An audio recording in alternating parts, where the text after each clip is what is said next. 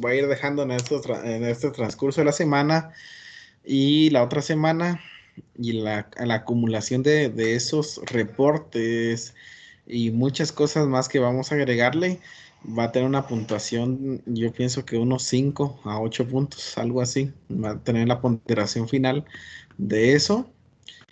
Y vamos a tener algunos mini casos ahorita de cómo la aplicación de todo esto. Y más que todo, quiero que vayan pensando en análisis, ¿verdad?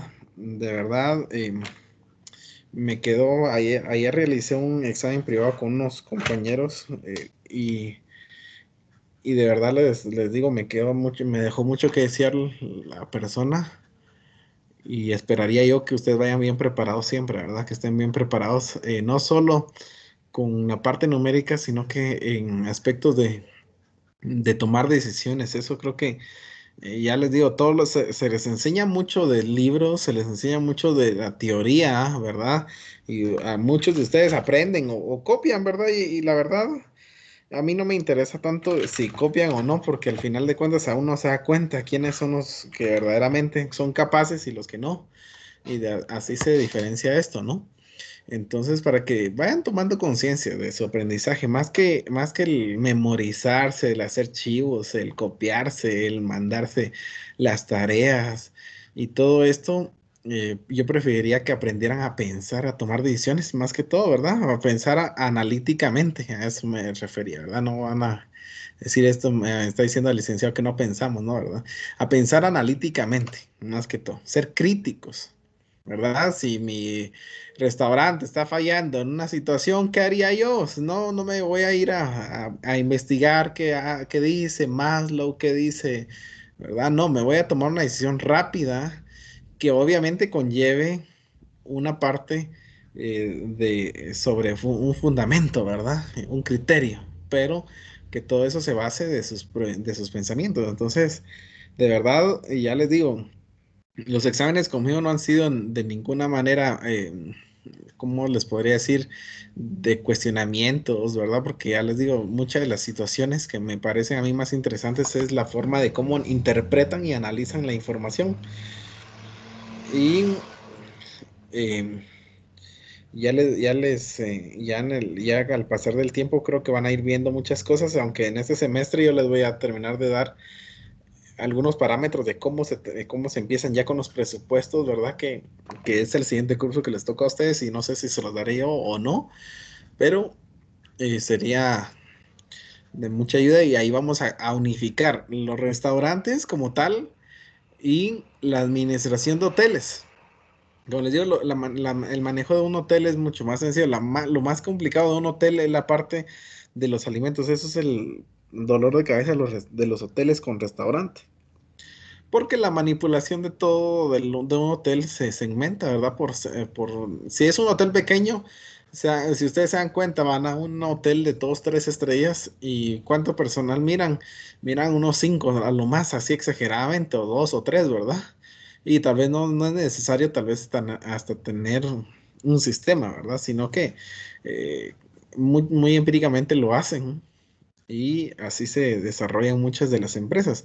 Ya las grandes, pues obviamente tienen muchos departamentos ya segmentado todo y todos hacen una labor ya interdependiente, ¿verdad? Pero como les digo, los hoteles son más fáciles de maniobrar y de estimar los costos. Y ya yo pienso que el día viernes, con la conclusión de lo que vamos a hablar hoy, ya pasaríamos a empezar a ver lo de los costos en los hoteles. Yo creo que vamos a tener casi medio mes aproximadamente. No tengo en mente cuándo es el cierre del ciclo. ¿No sabe alguien?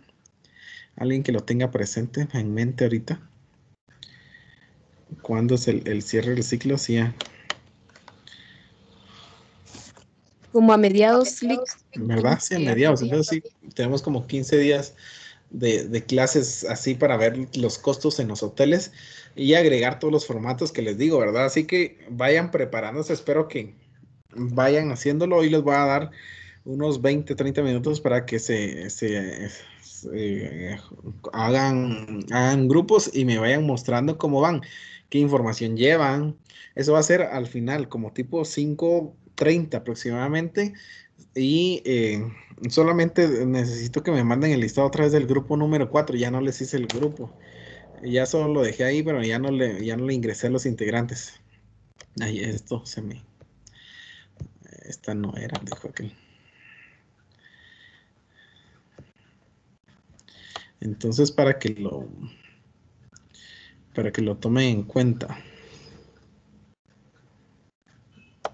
Aquí estamos. Ahí estamos. Muy bien. Entonces, hoy vamos a hablar un poquito acerca de la relación que tienen los departamentos. Ese día vimos a los proveedores y hay otros departamentos que también ahí sí que les diría yo, se pelean porque el contacto de los proveedores llega justamente, y esto que sucede acá, se quedó en pantalla blanca. Se pelean justamente por que los proveedores tienen una asociación muy directa, les podría decir, de los proveedores. Uy, esto se cerró. Entonces hoy vamos a ver cómo se maneja la relación que se tiene eh, los otros departamentos, ¿verdad? Que tienen las empresas turísticas, como ya sea hoteles o ya sea restaurantes, se manejan diferentes tipos de departamentos, aunque muy pocos restaurantes que son pequeños, pues carecen de tener departamentos, ¿verdad? ¿Por qué? Por la falta de tal vez de tener el personal suficiente porque no tienen la capacidad de pago en algún momento o la capacidad de absorber esos gastos, ¿verdad? Que en su momento se tienen, ¿verdad? Entonces, vamos a ir viendo esto. No sé si ahorita ya ven mi pantalla, chicos. Ahora sí, ya la pueden observar. Ya, sí. Muy bien. Este tema es bien breve, es bien corto. ¿Y por qué lo vamos a hablar? Porque es necesario saber por qué los costos, como tal, el departamento de costos o el analista de costos ahí sí que si no tenemos departamento, el gerente, ¿verdad? O yo como propietario tengo que ver con los demás que se encargan de eso, porque si es una empresa familiar, saben lo que sucede es, un ejemplo, si el papá y la mamá son los dueños, dijera un ejemplo, la esposa es la que mira las contrataciones, ¿verdad? El señor solo es el que da las órdenes, ¿verdad? Y aún sea una empresa familiar, tenemos, tal vez no con los nombres, pero tenemos departamentos, tenemos una serie de funciones que cumplimos normalmente, ¿verdad? ¿Y por qué? Tenemos que tener, y cómo se tiene, y por qué la importancia del departamento de costos con otros departamentos. Y ahorita vamos a ver el primero. Y vamos a seguir con la dinámica de hace 5 días que les había dicho. Y vamos a ir participando igual. Ya se dieron cuenta, ahorita les acabo de actualizar el punto de participación en clase y ustedes dirán, un punto no es nada, pero por un punto se pueden quedar y yo no les voy a regalar un punto, ¿verdad? Así que vamos a trabajarlo de esa manera. El departamento de compras. En su momento, ¿ustedes han tenido alguna experiencia o qué, ahorita que leen departamento de compras, qué creen o qué se imaginan que hace este departamento como tal, ¿verdad? Aunque es muy obvio, pero ¿cuál es la magnitud que ustedes creen que lleva este departamento? Me imagino alguno de ustedes ya hizo prácticas en algún hotel grande. Escuché que alguien había hecho en el LATAM, ¿verdad? Y algunas otras empresas. Imagino que en algún momento han visto que hay un departamento de compras o el departamento financiero que tienen las compras directamente también, ¿verdad? Alguien que nos pueda comentar qué piensan al respecto.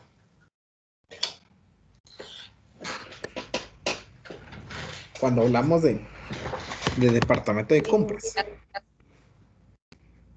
¿Cómo? Pues nunca he tenido experiencia, pero por lo que sé, tratado de comprar los materiales necesarios, en este caso para el restaurante y los ingredientes, tal vez. Exactamente. ¿Quién había hablado? Ya no observé. Eso. Ah, María Andrea, ¿verdad? Ah, sí, estamos, excelente. Lick, Sí, no, ¿sí? yo considero que es el encargado de ver, de verificar en el restaurante todo lo que hace falta y así abastecerlo para que siempre tengan el producto.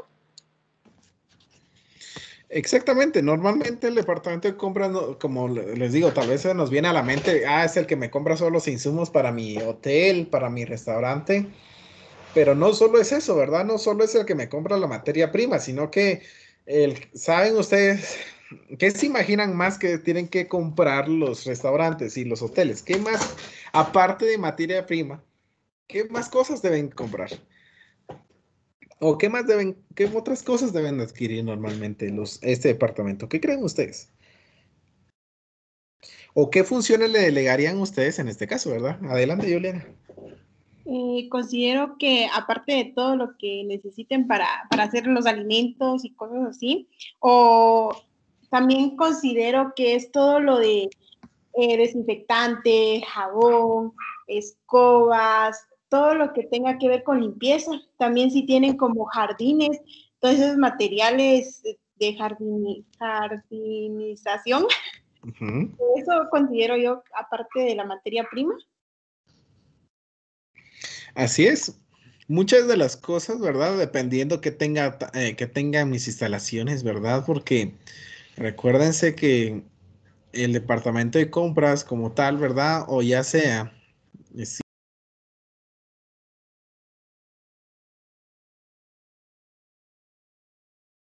uno solo. Las materias primas, sino que también, un ejemplo, si hay que comprar, hay que usar detergente para lavar los platos, para lavar todos los utensilios en la cocina. También debo comprar eh, en algún momento algún repuesto para alguna maquinaria y eso también lo incluye mi departamento de compras. Mi departamento de compras no solo mira absolutamente los costos de mi materia prima, sino que también se encarga de que mis gastos no aumenten. ¿Y por qué hablamos ahorita de gastos, verdad? Porque no solo, y por eso ustedes cuando empiecen a hacer ahorita todos sus manuales, ¿verdad? Y esto es lo que les solicité. Cuando hablo, bueno, el grupo 3 creo que fue de los alimentos perecederos y no perecederos. Ahí sí fue bastante estricto, ¿verdad? Con esa parte. Sin embargo, también el que evalúe los proveedores, el grupo uno creo que es el que va a analizar a los proveedores y poner estándares, también debe evaluar a qué tipo de proveedores, con qué maquinar, con todas las otras adicionales a materias primas debemos de considerar, ¿verdad? Porque recuérdense que un ejemplo, ahí se arruina una maquinaria, se arruina una freidora. Siempre tengo en mente una freidora, ¿verdad? Una freidora. Se le arruina una resistencia, hay que cambiarla, ¿verdad? Tengo al técnico ahí, pero me va a pedir el repuesto, ¿verdad? ¿Qué se les viene a la mente? ¿Qué proveedor se les viene a la mente en este momento? ¿O no conocen alguno que tengan que venda repuestos? Un ejemplo de máquinas así, de cocina. ¿Qué proveedor se les viene a la mente a ustedes? A ver.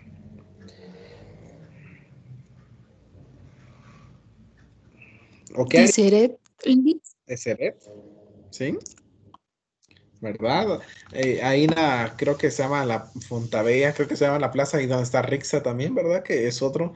Y evaluamos, ¿verdad? Si yo no conozco, ¿verdad? Porque, por ejemplo, ustedes están encargadas de las compras, ¿verdad? Ustedes como tal, ahí. Y el que hace las reparaciones les dice, te necesito la resistencia. Y ustedes como no preveyeron cuáles son mis proveedores de repuestos, solamente le preguntan, ¿y a dónde la mando a comprar? Disculpe, ¿dónde lo encuentro? y él le da las observaciones normalmente, ¿verdad? El experto en la materia sabe dónde puede conseguir los repuestos. Sin embargo, ¿qué pasaría si ustedes tuvieran ya un ejemplo? Cuando yo compro la maquinaria, o si no, o al menos si la compro en alguna parte, de verdad, porque ya tengo operando unos 10 años y no tengo un proveedor que me disponga de repuestos o artículos que me ayuden a darle un mantenimiento preventivo, y aquí es donde venimos a hablar de mantenimiento, ¿verdad?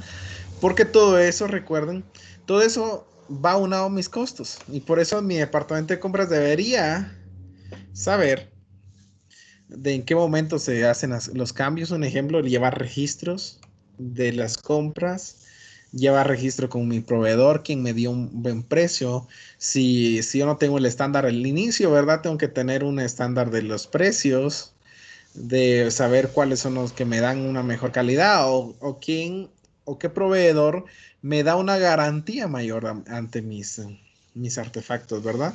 Y también ante los químicos que yo utilice, ¿verdad? Porque, un ejemplo, si saben ustedes cuál es la proporción adecuada para no dañar los alimentos con el cloro, ¿alguno de ustedes lo sabe? Para que no vaya, no sea nocivo, ¿verdad? Al consumo humano. ¿Conocen esa parte? Chicos, ¿alguno de ustedes? No. ¿Yuri? Silic,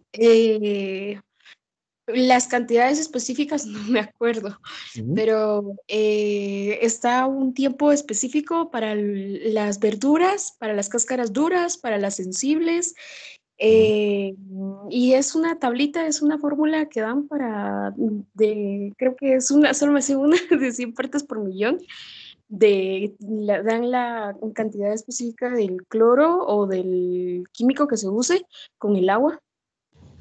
Excelente. A ver, Lucía Guadalupe, también ibas a decir, te escuchamos.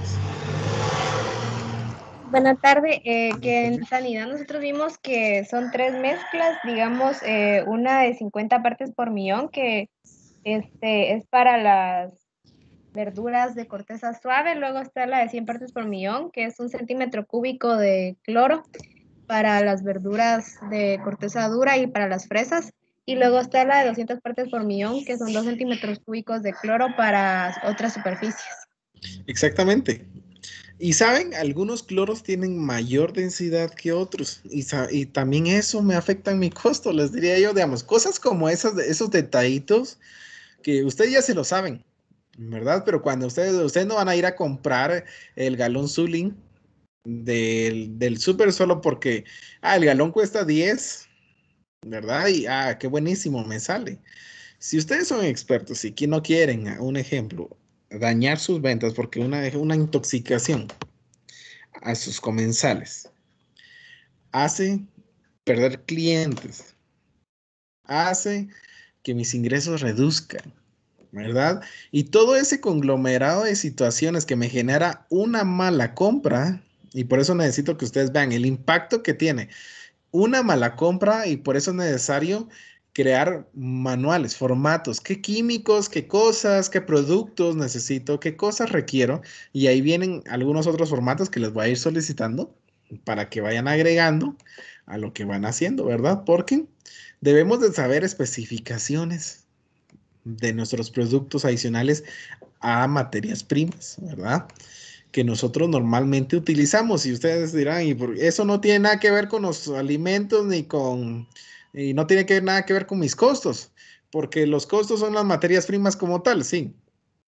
Pero el mal manejo, un ejemplo, que le caiga una partícula de cloro a la carne, un ejemplo, a un pollo, a una carne roja, hace que mi alimento se contamine, y eso hace que tenga que tirarlo. Y si le cae jabón, y se imaginan, y si el jabón es muy fuerte y tiene una composición muy fuerte, hasta eso tendría que yo evaluar. ¿Por qué razones? Porque todo eso corre en riesgos, mis alimentos, mis productos, que al final son mis costos, ¿no? Entonces, por esa razón. Y bueno, sí, y tienen mucha razón, Yuri y Lucía Guadalupe tienen mucha razón. Y la condenación más factible, les diría yo, más usada, en los restaurantes, en los hoteles, es las 100 partículas por millón. ¿Y cómo se mide? Hay reactivos, ¿verdad? Hay reactivos, hay, ¿cómo se llama? Pruebas para saber si está la cloración del agua, porque les diría yo, hasta la cloración del agua en la caída de un lavamanos tendría que llevar, y todo eso lo tendríamos que estimar nosotros, ¿verdad? Pero tal vez eso, como nosotros somos muy empíricos, venimos con muchas situaciones en las que no conocemos cosas como esas, que nuestro departamento de compras debería de conocer, ¿verdad? Y por esa razón se dice que los gerentes, los propietarios, deberían de conocer el procedimiento desde cómo se trapea hasta cómo se maneja el restaurante. ¿Y por qué razón? Porque ustedes son los que enseñan, ¿no? Enseñan a los demás a poder elegir. Si ustedes quieren, un ejemplo, ya dejar de ser una empresa familiar y empezar a ser ya una corporación, una organización bien estructurada, ustedes deben de capacitar a su personal, ¿verdad? Que siga los mismos lineamientos que ustedes han tenido en el transcurso del tiempo. Y vamos a ver 3 cuestiones por las cuales el departamento de compras es muy importante. Una de ellas es, el proceso de la compra es sumamente importante en el manejo y control de costos, ya que la misma depende que los precios suban o bajen de acuerdo a la categoría de compra que se realice. Y cuando hablamos de categoría, estamos hablando de lo que les había dicho, ¿verdad? Insumos en materia prima, químicos, repuestos, les podría decir otros accesorios como útiles de cómo se llama, útiles de papelería, que podríamos llamarla como una cuenta contable, ¿verdad? Que serían todas las hojas, porque obviamente tengo que tener hojas para imprimir mis reportes, para hacer mis inventarios y para hacer todo esto, ¿verdad? Y todo eso lo incluyen mis costos, porque mi departamento de compras debe saber cuáles son todas esas, ¿no? Entonces, el departamento de compras es el encargado y por eso es sumamente importante para saber si mis costos van para arriba o mis costos me van a ayudar este siglo, este término, y se van a disminuir, ¿verdad? Y para eso establecemos los parámetros, como les había dicho, ¿verdad? Costos de 35%, materia prima de mano de obra de un 25% como máximo. Y yo les había dicho tener un estimado de un 20-25% de gastos generales. Y es ahí donde el departamento de compras tiene que estar viendo dónde se la juega, ¿no? Porque esto es el trabajo de ellos, ¿no? El no sobrepasar los lineamientos que establecemos, ¿verdad? Eso es lo que nosotros le tenemos que colocar como parámetros. De ahí viene el segundo punto y dicen, las compras están íntimamente ligadas con los proveedores que en toda empresa de gran tamaño han de desarrollarse controles para elegir a los mismos. Y tal vez, no sé quiénes son yo creo que el grupo de Miguel es el uno, ¿verdad? Y me podrían ayudar también, tal vez ahí en este aspecto. ¿Han encontrado algunos estándares ahorita que nos ayuden a elegir proveedores en este momento? Fíjense, Lick, que de lo que hemos comenzado a investigar, encontramos 2 tipos. El primero es directamente ya con un proveedor elegido. Ajá. Y el segundo, que es más enfocado a lo que usted dice, es para elegir un nuevo proveedor. Lo que estaba viendo yo era que habían 3 como que opciones que nos daban para elegir un nuevo proveedor con el que no se ha trabajado. El primero era ver como que las reseñas que tenía este proveedor directamente de si tiene una página o algo, qué comentarios tiene de la gente que les ha consumido. La otra que había visto era investigar al proveedor, su página web, las instalaciones y lo que opinaba la gente del proveedor. Y la tercera que había visto yo que era la más factible para elegir un nuevo proveedor era solicitar muestras para tener de primera mano una prueba, ¿verdad? De la materia que se quería consumir. No sé si eso es en relación a lo que usted estaba preguntando. Sí, y ahí vienen esos controles, ¿verdad? Y esos estándares que nosotros tenemos con proveedores, ¿verdad? Porque hay muchas cuestiones, como les digo, ya podemos estar operando y yo puedo suponer que el proveedor que tengo es el mejor, ¿verdad? ¿Por qué? Porque ya he trabajado con él muchos años atrás, ¿verdad? Pero nos damos cuenta que, un ejemplo, estoy usando Embutidos Food y llegó Barcelona, ¿verdad? El embutido Barcelona, y pues me da mejores precios, el corte y el grosor de jamón es mejor, y veo cualidades, ¿verdad? Y me dice, pruébelo, y se lo da a mi cocinero, ¿verdad? ¿Y a qué le gustó? Porque ya no se deshoja, porque no se pierde mucho, porque cuando yo lo cocino, ya no se encoge tanto. Entonces veo cualidades, ¿verdad? Veo cosas que yo le tengo que ir a exponer, ¿verdad? Mi cocinero se va, ¿verdad? Con el departamento de compras o la persona especializada que hace las compras y le menciona que el proveedor está dando un producto de calidad y que tal vez sea necesario hacer un cambio en algún momento, ¿verdad? Y es de ahí donde vienen las cuestiones de los cambios, ¿verdad? Y es ahí donde ponemos los parámetros, como lo decía Miguel, con respecto a cómo yo elijo un proveedor, ¿verdad? Y hay varias formas. Si ustedes buscan, hay muchos libros que hablan de eso. Y, y les voy a también pasar un documento en donde está casi que toda esa información. Pero ya les digo, necesito que lo hagan a su criterio, a su forma, a su manera, porque esto tiene que llevar un toque personal, ¿no? Eso tiene que ser muy profesional para que ustedes en algún momento no solo no se les olvide, sino que lo sepan utilizar, lo sepan manejar y manipular, ¿verdad? Toda esta información. Y el tercer punto dice necesidad de adquisiciones. El gerente de A y B estudia la necesidad de compra según sea la existencia disponible, los programas de venta o eventos a realizar. Y aquí es donde vienen los parámetros de lo que va a ser, creo que es el grupo 3, creo que es el que habla de stock, habla de las bodegas, ¿verdad? Parámetros en las bodegas. ¿Ustedes qué creen? ¿Qué es necesario? ¿Tener nuestras bodegas llenas o tener una bodega que tenga lo necesario? ¿Qué creen ustedes? ¿Cómo lo considerarían ustedes, siendo los gerentes de alimentos y bebidas? ¿Cómo lo considerarían? Pues en base al historial de ventas, consideramos que tal vez que tenga lo necesario y darle la rotación adecuada en el tiempo sea estipulado. Es correcto, ¿verdad? Entonces ahí me sirven muchas cuestiones, muchos controles. Y cuando ustedes investiguen ahí, cuando hablen de las bodegas, ahí se hablan de stock, ¿verdad? Stock mínimos, máximos. Tal vez ustedes no van a poner uno como tal, pero saber distinguir. ¿Cómo sé y cómo voy a determinar cuál es el stock mínimo? A ver, alguien que me pueda decir stock mínimo. ¿Cómo puedo determinar cuál va a ser mi stock mínimo en una bodega? ¿Con la proyección de ventas? No. Con la proyección de ventas, entonces veo, ¿verdad? Entonces analizo, ¿verdad? Si normalmente esta semana vendí 20 panes y me sobraron 5 la semana pasada.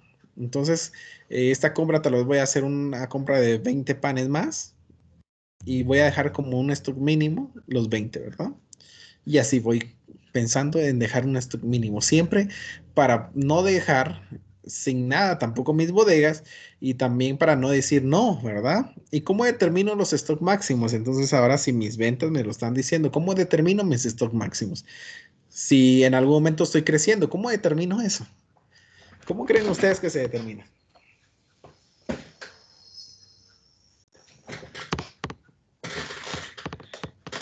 Si ya sabemos que con las proyecciones de venta determino mis stock mínimos. Ahora, ¿cuáles van a ser mis stock máximos que debería de tener si mi restaurante está en una etapa de crecimiento? Si las ventas ahorita aumentaron, ¿y cómo sé que no me voy a quedar sin productos? ¿Y cómo sé que no voy a sobreestoquear mi bodega? ¿Cómo lo harían? ¿Cómo lo harían ustedes? Donde les dicen, no te tenés que quedar sin productos, pero tampoco me tenés que tener mucho. Lick, ¿Sí? podría ser con el punto de equilibrio. Sí, es ahí donde vienes, entonces si estimas, ¿verdad? Un crecimiento. O en otro dado caso, ¿verdad? Si nosotros tal vez no manejamos o no manipulamos información financiera, ¿quién fue la que habló? Disculpe. Lucía Ajá. Guadalupe. Ah, Lucía Guadalupe. Sí, sí, si nosotros consideramos un crecimiento, un ejemplo, te podría decir, eh, hago un estado de resultados, que ustedes ya tal vez ya lo conocen así en general, ¿verdad? Hago un estado de resultados y proyecto un crecimiento del 10% para el otro año. Quiere decir que eso significa un crecimiento del 0.75% mensualmente. Entonces puedo hacer un punto de equilibrio en donde considere la tasa de participación de un historial de ventas y determine cuáles son los productos, ¿verdad? Los máximos que podría tener. Y es ahí donde digo, bueno, entonces si el parámetro de ventas va a ser este, debo estimar como un máximo ese punto, ¿no? Y por eso es muy importante que ustedes sepan en qué momento utilizar las herramientas que ustedes tienen, porque el punto de equilibrio, como les dije, no solo es para, ¿cómo se llama? No solo nos va a servir para saber cuánto dónde pierdo y gano, como tal, ¿verdad? Como se llama punto de equilibrio, sino que me va a ayudar para saber cuánto tengo que tener disponible para mí para inversión de materia prima, ¿verdad? Primer punto. Me va a servir también para saber cuánto en materia prima debo tener, porque una cosa es el dinero y otra cosa es el material, ¿verdad? Porque un ejemplo, mi punto de equilibrio dice que tengo que vender 50 churrascos en el mes y tengo que vender, ¿qué? Serían 12 a la semana, un ejemplo. Entonces vengo y multiplico todas mis recetas por esa cantidad, ¿no? Y ahí es donde tengo que tener un stock máximo. Tengo que tener como máximo en la semana 18, ¿verdad? Y es ahí donde termino esos stock máximos. Y por eso les digo, no se cierren al hecho de que el punto de equilibrio solo nos sirve para esto, o la receta estándar nos sirve solo para algunas otras cosas. Yo creo que esta información como tal, y por eso, y ahorita les estoy hablando de esa forma de las recetas estándar, porque de verdad ayer me dejó sorprendido, les diría, y sigo hablando de eso porque me dejó sorprendido y que la respuesta fue de la siguiente. Ante la pregunta de por qué no sigo preguntando más, ¿verdad? La persona que estaba en el privado y respondía, es que yo solo estudié inscripción de empresas y solo estudié las recetas estándar y las bodegas. Es muy importante, les diré yo lo que les estoy diciendo ahorita respecto a las bodegas, de almacenar productos perecederos, no perecederos, de hablar de costos, de hablar de materia prima, de mano de obra, pero muchas decisiones son arraigadas de lo que ustedes miran, ¿verdad? Acá, un ejemplo. Si mis ventas están perdiendo, ¿verdad? Valor, tengo que indagar cuál es el punto que está fallando, ¿verdad? Algo está fallando en mi organización, ¿verdad? Tal vez pueda ser un empleado mal entrenado, puedan ser cuestiones, y no solamente enfocarme, es que tal vez mi bodega es la que está mala, y solo cerrarme ante eso, ¿verdad? Yo les digo, informaciones como instrucciones de todo eso, ustedes lo encuentran en internet. La cosa aquí es saber cómo puedo utilizar yo las herramientas para todo, para muchas cosas más que me puedan servir y ahí es donde viene como por ejemplo el uso de la estadística para esto, ¿no? Hago un estudio previo de cómo saber cómo mi bodega se ha manejado, ¿verdad? ¿Cuánto es el producto que me acabo normalmente a la semana? Y para eso son los inventarios, les diría yo, para saber mis stock mínimos y stock máximos, ¿verdad?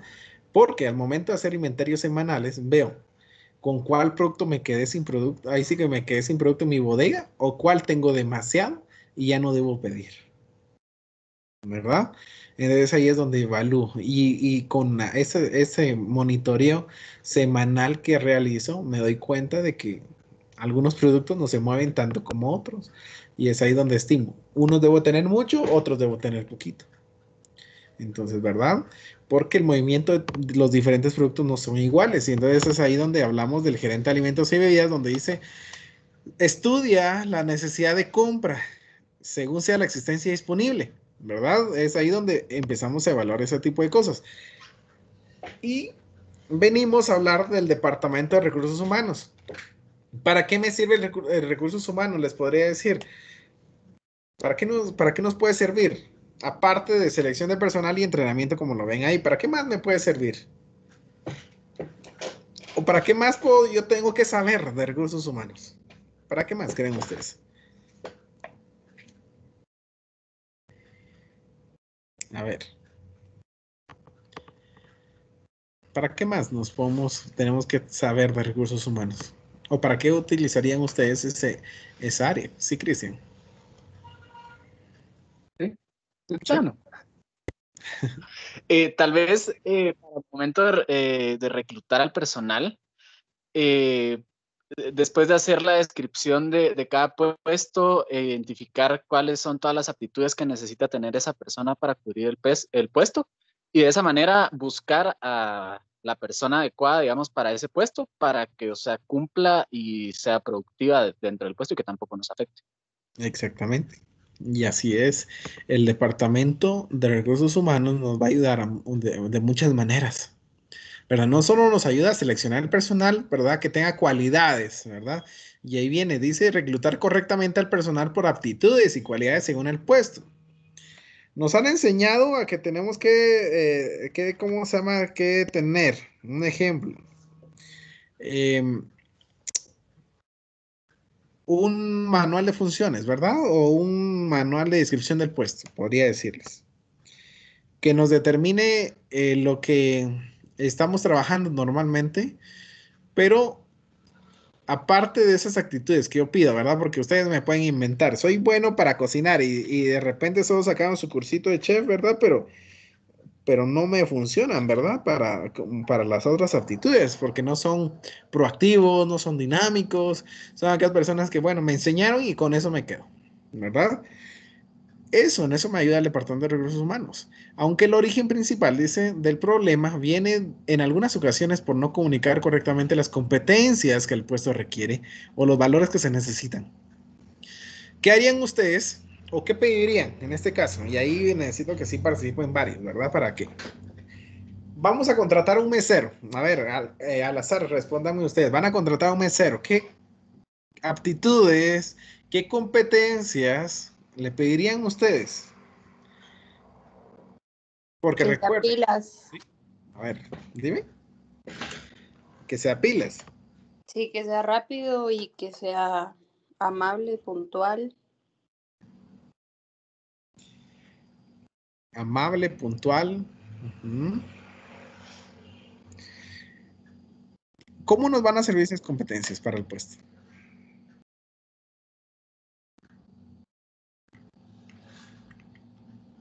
A ver. Lick. ¿Sí? Podría ser también que tuviera facilidad de palabra, digamos, para vender un plato que querramos, ¿cómo es la palabra? Impulsar. Uh-huh. Exactamente, ¿verdad? Ahí empezamos a ver que sea extrovertido, pero también que sea ordenado, ¿verdad? Porque algunas veces esa gente extrovertida son los más relajeros, ¿verdad? Los que me generan más problemas, sino que sepa manejar esas situaciones, ¿verdad? Porque yo quiero incrementar mis ventas. El mesero lo que hace es incrementar mis ventas. Evalúo competencias que me permitan hacer eso, pero también que me permitan yo les pueda enseñar, que los pueda, ahí sí que moldear a lo que yo quiero, ¿verdad? Esas competencias son las que yo realizo. En este caso, si fuera un cocinero, ¿qué aptitudes, qué competencias tendrían que pedir ustedes en este caso, ¿verdad? Si ustedes fueran los que dan los parámetros al de recursos humanos o al que vaya a contratar y le dicen ustedes, quiero un jefe, mire jefe, tal vez usted contrate a otro mejorcito que el otro, ¿verdad? Porque este otro sí de verdad que me dejó mucho que desear usted, ¿verdad? Y así hablan, en serio. ¿Qué aptitudes y qué competencias le pedirían ustedes a un cocinero? Rapidez. Rapidez, ajá. Que sepa seguir procesos también, digamos, para hacer Sí, cada receta al pie. que siga normas, ¿verdad? Que sea responsable, que sea respetuoso. Creo que muchas veces decimos, es que si es respetuoso va a seguir los lineamientos de todo, pero imagínense, si cuando él entró, ni me saludó y ese tipo no va a seguir los lineamientos, él lo va a hacer, ahí sí que si para él, la ensalada César se hace de esa manera como él aprendió, y yo la tengo de otra forma, él la va a hacer a su manera y no va a respetarme, ¿no? Y ahí me afectan mis costos, me afecta mis procedimientos, me afecta al final de cuentas en mis ventas, impacta todo. Y recuérdense, por eso les digo, los costos, aunque ustedes me digan, no tiene nada que ver, licenciado, todo esto, cada decisión que cada departamento tiene repercute en mis costos al final de cuentas. Hotel, restaurante, empresas en particular, todo repercute en mis costos.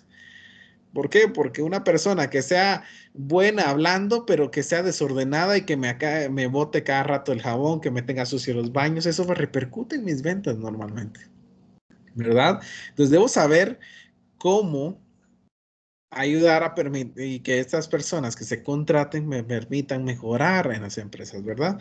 El entrenamiento.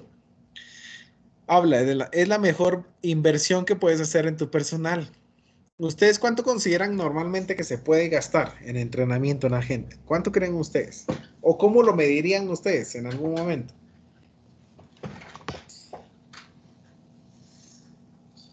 A ver, ¿cómo medirían ustedes la inversión de entrenamiento?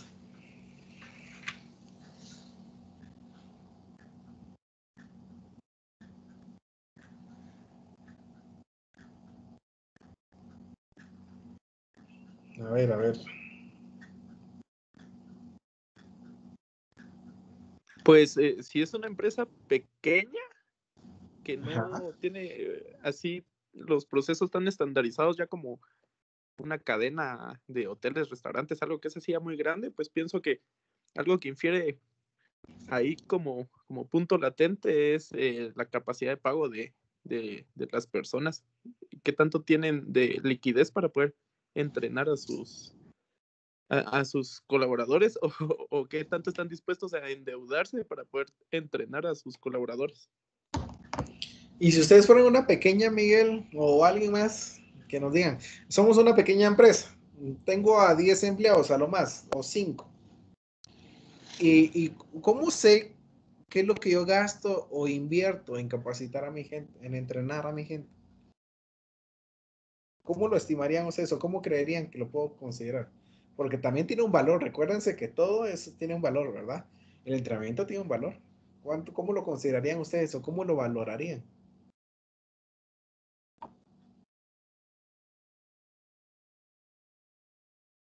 A ver.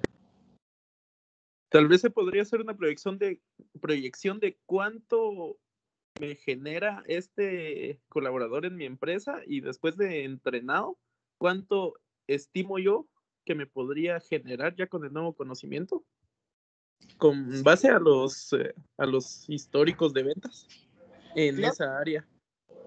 Puedo hacerlo, ¿verdad? Puedo hacerlo de esa manera, aunque te diría yo, me haría bolas, ¿verdad? Porque mira, y a todos, ¿verdad? En general, cuando nosotros entrenamos a una persona, un ejemplo, contraté a un mesero el día de hoy y ¿cómo sé cuánto voy a gastar en inversión? Y por eso a veces se hace que es necesario, ahorita te doy la palabra, Carlos, se hace necesario a veces la inversión de mucha mano de obra que uno requiere para enseñarle, ¿verdad?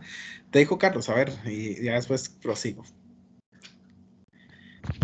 Lixi, estábamos hablando de capacitación, ¿verdad? Ah, sí, sí, ¿De sí. cuánto se destinaría a capacitación?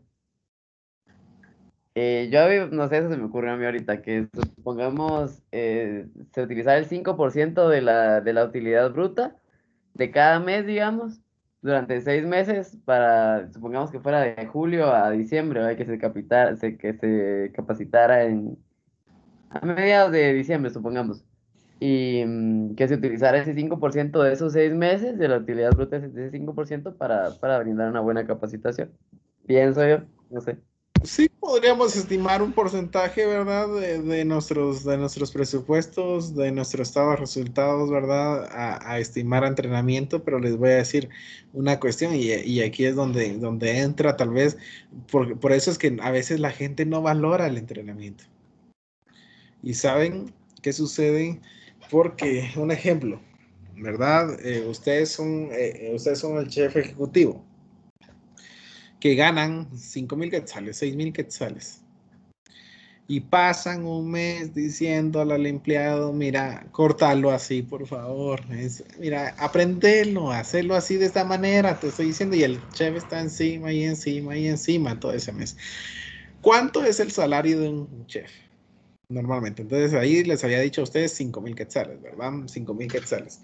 Considero el pago de él como parte del entrenamiento, porque estoy gastando 5,000 quetzales en un chef que le está enseñando a un cocinero. Y ahí considero que ese gasto, esa inversión que está dándole el tiempo, de lugar de estar haciendo otras cosas, a entrenar a la gente, ¿verdad? Que otras personas incurren en el entrenamiento, y ahí es donde empezamos a ver un ejemplo. De mi parte como gerente también yo le di un entrenamiento. Imagínense si yo pusiera también mi salario, porque yo también le voy a enseñar todo el mes a hacer las cosas bien, a enseñarle a que tienen que echarle el cloro correctamente al agua, a tener que usar los alimentos de una forma determinada, a guardarlos. Entonces invierto el tiempo, invierto mi tiempo. Y por eso ahí hablamos que es la mejor inversión que podemos hacer. Y alguien que hablaba de talento humano en algún momento, en una revista de cómo se llama, de empresarial, ahí decía una cuestión muy importante. ¿Se imaginan todo lo que uno invierte, verdad? Y en algún momento alguien determinaba todos los salarios que se invierten para que esa persona se entrene correctamente. Y hacía un cálculo a veces de 25,000, 30,000 quetzales que se necesitan para entrenar a uno. Si eso se le cobrara. Y por eso dicen que el Departamento de Recursos Humanos, si no contrata a la mejor persona, que solo me va a durar un mes porque ya se cansó, ¿verdad? Solo con el entrenamiento ya se cansó. Se fueron y se tiraron 15,000 quetzales a la basura. Mientras que ellos podían hacer otras funciones, se le invirtió el tiempo. Y ese tiempo requiere de dinero, les diría yo. Entonces, ellos lo miraban de ese punto de vista y decían, imagínense el costo de todo lo que se invierte, ¿verdad? 30,000 quetzales, fueron así. Pero ustedes se imaginan cuál sería el costo de no entrenar a la gente.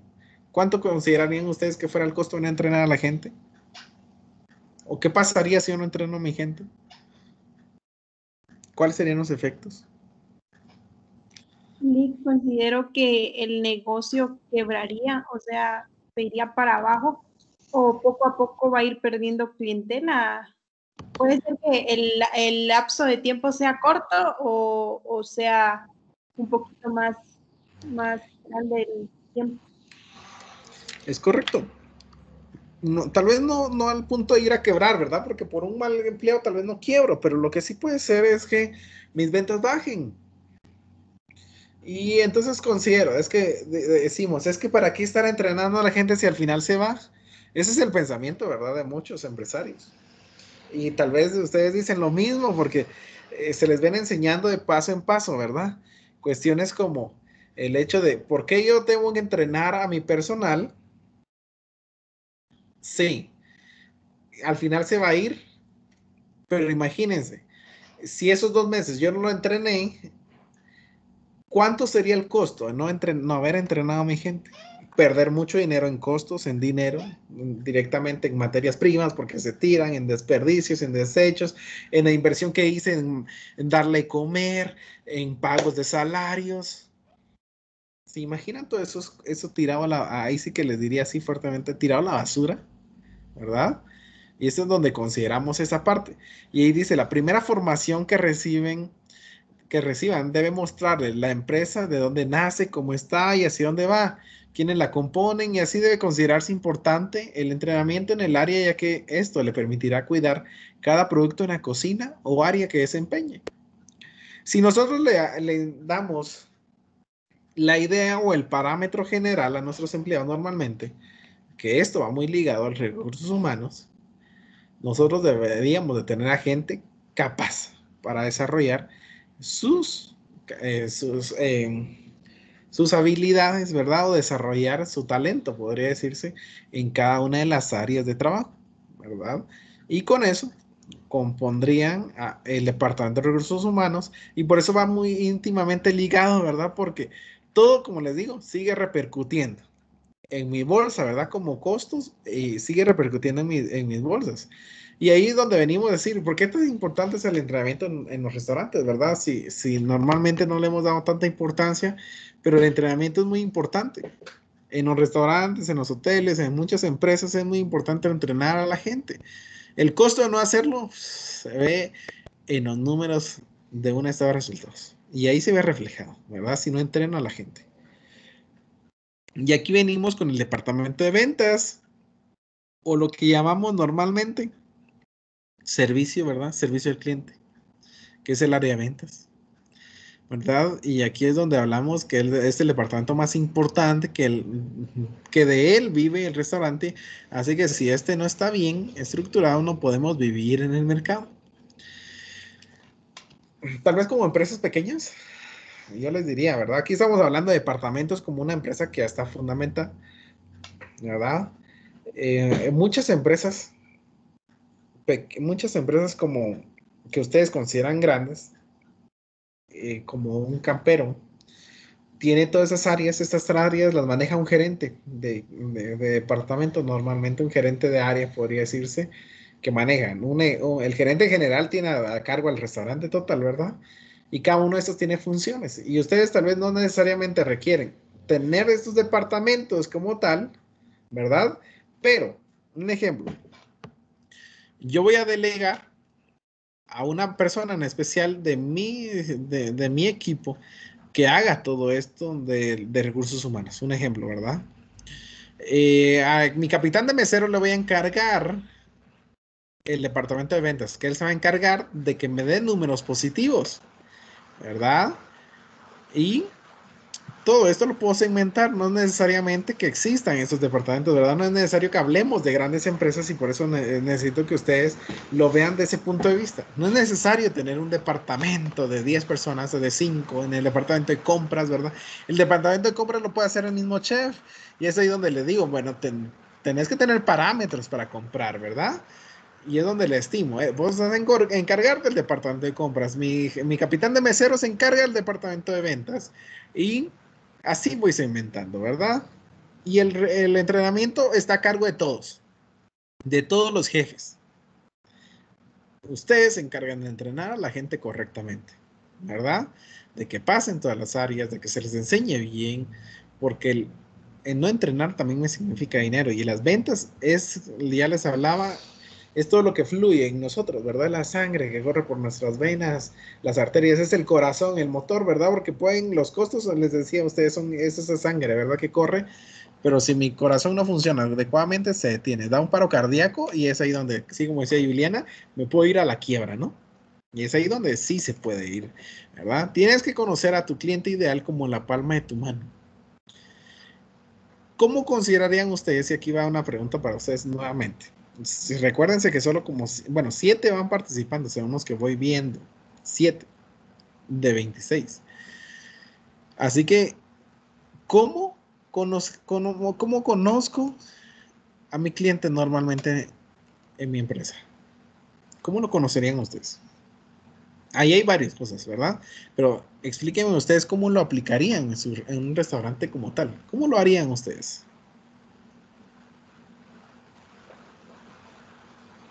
¿O para qué me serviría conocer a mi cliente? Igual para ¿Lic? poder como... Ay, ¿Sí? ¿María Celeste? yo pensaba que quizás era como para poder tener como un mejor control y, o sea, quiera que no, quien se lleve súper bien con su cliente quiere decir que va a tener muchas más ventas, ¿va?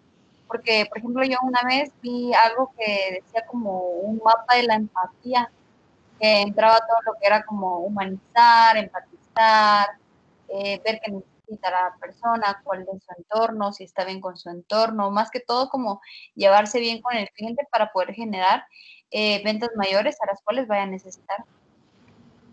Exactamente. Cuando conozco a mi cliente, un ejemplo, ¿verdad? Que mi cliente llega a las 8 de la mañana a tomarse un café tibio porque espera que se entibie y se aplica solamente una cucharada de azúcar. Lo conozco sus costumbres, sus gustos y sé que la próxima vez, ¿verdad? Ya la primera semana lo conocí. La segunda semana ya le serví a su gusto y le pareció interesante. ¿Qué pasa con mis ventas? Ellos se interesaron en mí, ¿verdad? Y hay un impacto positivo. ¿Quién más habló ahí, chicos? ¿Jimena? Yolik, ¿Sí? sí, yo pienso que también parte de conocer al cliente es también para saber qué ofrecer en nuestro restaurante.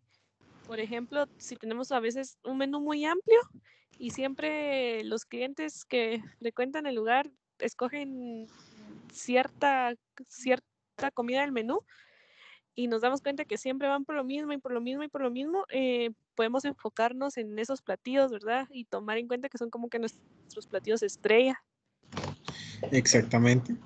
Es ahí donde conozco, ¿verdad? Donde conozco que un platillo en particular les gusta a mis clientes, les apetece más, y es ahí donde considero el incremento de la producción de eso, la mejora de algunos, eliminación de algunos platillos, agregar otros más, ¿verdad? Porque tal vez les gusta el pollo, les gusta el pescado, y pues agrego platillos que lleven eso, ¿verdad? Pero varío, hago variaciones de sabores, ¿no? Es ahí donde conozco esa parte. Sí, Carlos.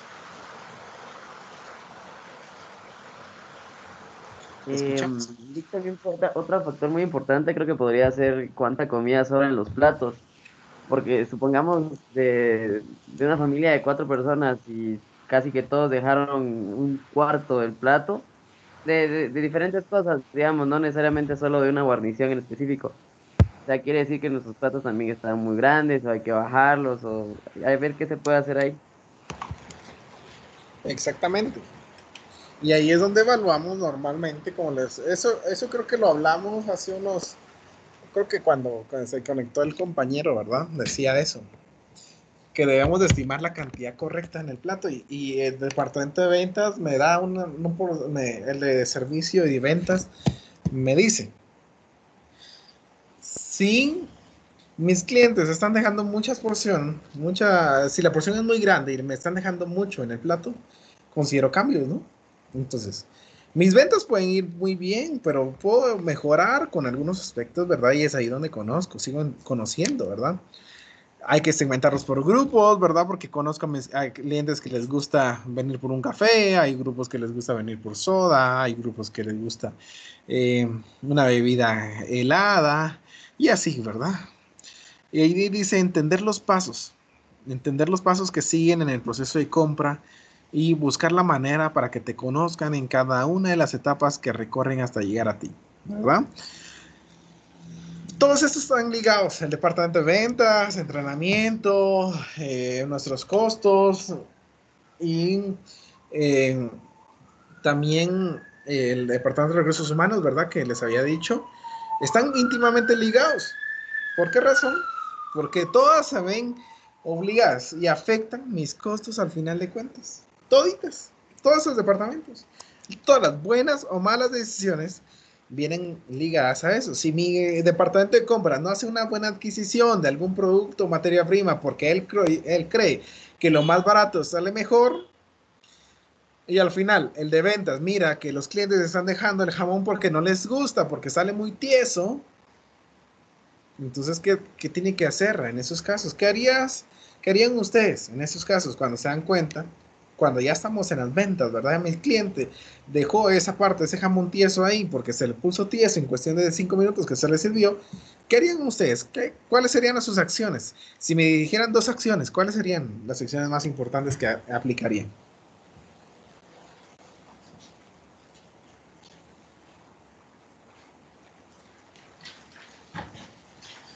A ver, ¿cuáles serían?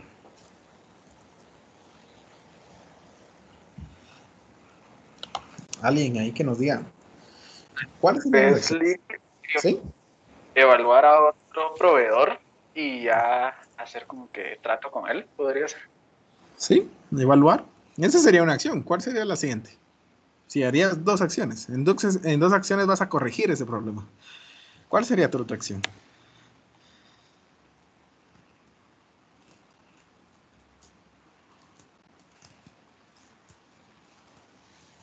¿Sí? Pues ya después tal vez de evaluar, o sea, digamos, o sea, qué está pasando y evaluar, digamos, el proveedor nuevo, ya sería poner en marcha la nueva, digamos, o sea, aplicarla.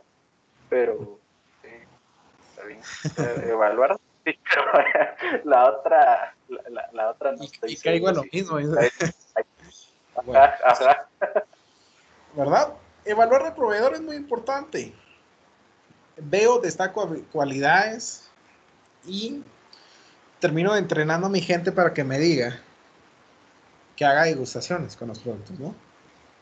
Con eso evito que mi cliente, al final de cuentas, se tope con un jamón tieso. A ver, Erika, todavía he levantado la mano. Te escuchamos.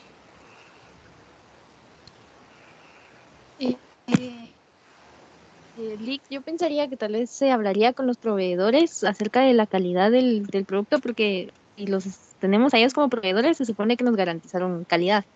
Entonces le Ajá. haríamos tal vez la observación y tal vez verificar también la forma en la que nosotros lo estamos cocinando, o si puede haber otra forma en la que la podemos cocinar que quede bien el jamón. Y ya como última instancia sería cambiar el jamón por otro producto, tal vez salchicha o tocino, no sé.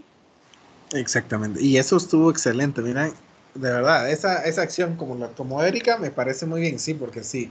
Evaluamos al proveedor, ¿verdad? Vamos a decirle, miren, de verdad, yo lo utilizo sus productos porque son buenos, pero el jamón no me gusta. Pero aparte de solo decirle a mi proveedor, es interesante lo que mencionó Erika. El ir a verificar si se está cociendo de la manera adecuada el jamón. Porque imagínense, si el jamón normalmente se tiene que, un ejemplo, el procedimiento que ustedes estimaron para el jamón debería de ser de cocerlo en el horno con un poquito de agua, un ejemplo, para que se cocine al vapor y después servirlo, inmediatamente servirse.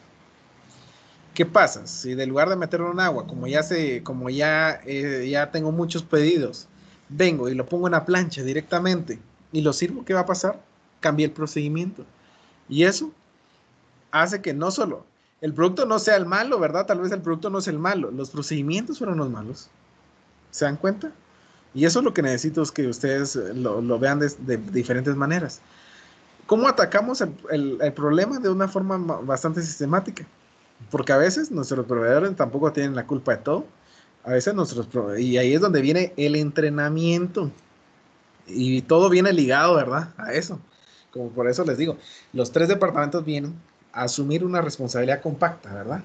De todo esto. Así que esto ha sido todo por hoy con respecto a la relación con otros departamentos. Tenemos justamente, 20 minutos aproximadamente mientras ustedes se salen y vamos a los grupos. Y solo que me escriban el grupo número 4, ya no me lo mandaron, disculpen.